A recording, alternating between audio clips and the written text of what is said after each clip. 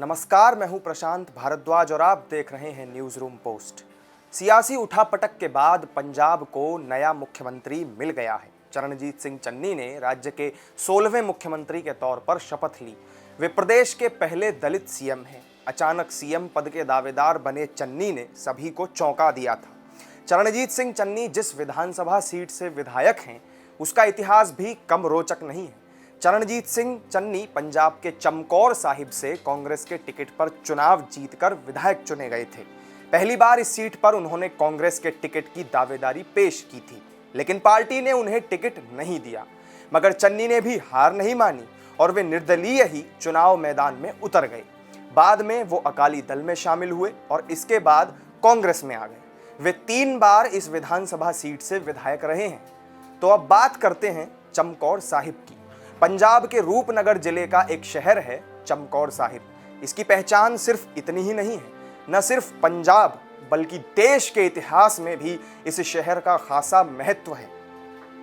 चमकौर साहिब को शहीदों की धरती भी कहा जाता है, क्योंकि इसी धरती पर गुरु गोविंद सिंह जी के बड़े साहिबजादों बाबा अजीत सिंह और बाबा जुझार सिंह के अलावा तीनों भाई मोहकम सिंह, हिम्मत सिंह और साहिब सिंह ने मुगलों से लड़ते हुए अपनी शहादत दी थी। उनके साथ ही 40 और लोग मुगलों से लोहा लेते हुए इस युद्ध में शहीद हो गए थे।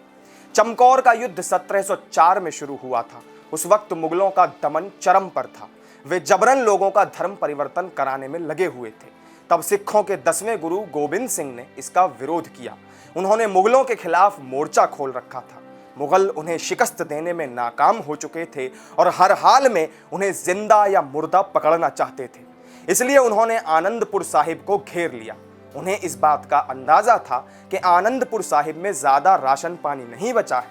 कुछ दिन बाद गुरु गोविंद सिंह को इसके लिए बाहर आना ही पड़ेगा, तब वे उन्हें पकड़ लेंगे। लेकिन गुरु गोविंद सिंह मुगलों की सेना को चकमा देकर वहां के लोगों को साथ लेकर वहां से निकल गए।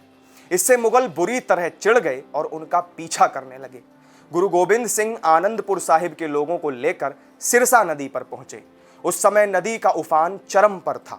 ऐसे में नदी को पार करते हुए तमाम लोग बह गए। सिर्फ गुरु गोविंद सिंह के 2 बेटे और 40 सिख ही जिंदा बच पाए थे। वे बुरी तरह थक चुके थे और सुरक्षित जगह की तलाश में थे। इस दौरान वे चमकौर पहुंचे और वहां कच्ची हवेली में गुरु गोविंद सिंह और अन्य सिखों को वहां के लोगों ने रुकने के लिए कहा। जब नदी में पानी का बहाव कम हुआ तो 10 लाख सैनिकों के साथ मुगल सेना ने हवेली की घेराबंदी कर दी और गुरु गोविंद सिंह को आत्मसमर्पण करने के लिए कहा। मुगलों को यकीन था कि अब गुरु गोविंद सिंह चाहकर भी इतनी बड़ी सेना को शिकस्त नहीं दे सकते, लेकिन गुरु जी को दुश्मनों के आगे घुटने टेकना मंजूर नहीं था। उन्होंने अपने साथियों को छोटे छोटे समूहों में बांट दिया।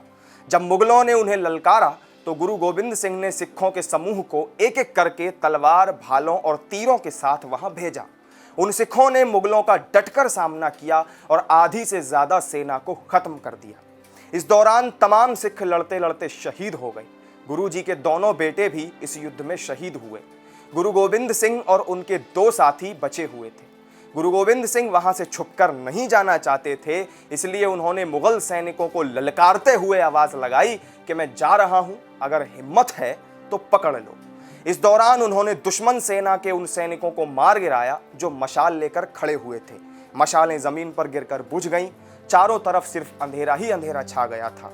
ऐसे में सैनिक आपस में ही लड़कर मर गए और जब वजीर खान ने सुबह के वक्त का नजारा देखा तो सेना खत्म हो चुकी थी और गुरु गोविंद सिंह वहां से निकलकर भाग चुके थे। तो वीरों की धरती चमकौर के इतिहास और गुरु गोविंद सिंह के अद्भुत पराक्रम को बताने वाली हमारी इस वीडियो में फिलहाल इतना ही। फिर मिलेंगे एक नई वीडियो में नई जानकारी के साथ। आप हमारे इस वीडियो को लाइक करें, शेयर करें और कमेंट सेक्शन में कमेंट करके अपनी बात हम तक पहुंचाएं। साथ ही वीडियो के नीचे दिए हुए सब्सक्राइब बटन को दबाकर चैनल को जरूर सब्सक्राइब करें और उस नोटिफिकेशन बेल को भी दबाना न भूलें, जो हमारे हर ताज़ा वीडियो का नोटिफिकेशन आप तक पहुंचाएगी। नमस्कार।